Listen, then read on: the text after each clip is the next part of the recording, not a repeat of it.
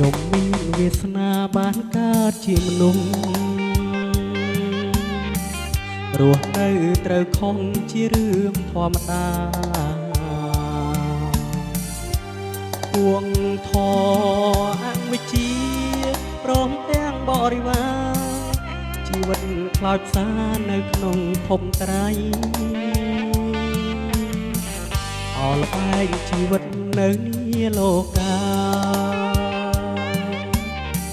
ជួបសុខទុក្ខាទាំងប្រងទាំងស្រីអន្ត្រីឆ្វេងស្ដាំទាំង5វិថីឲ្យសោមនោះក្រៃនឹងអន់ចិន្តា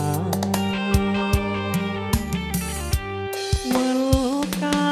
តវិលស្លាប់ចាប់ជាតិជាថ្មី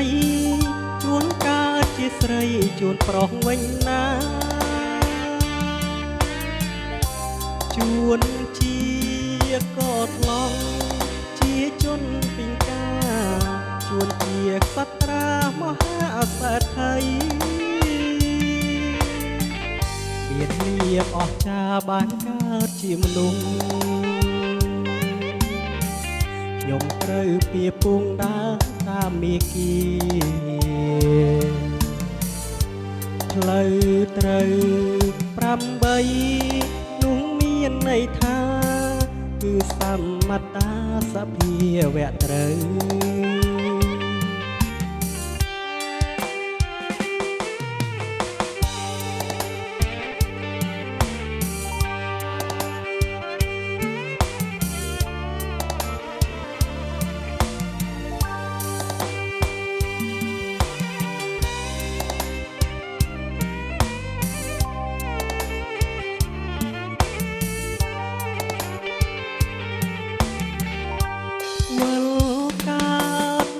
ស្លាប់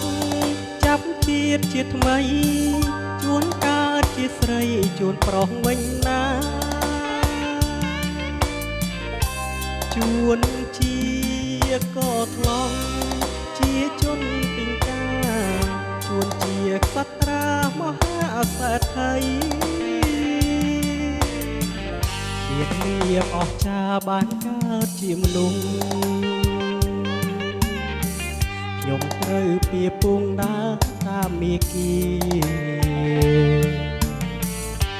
ផ្លូវត្រូវ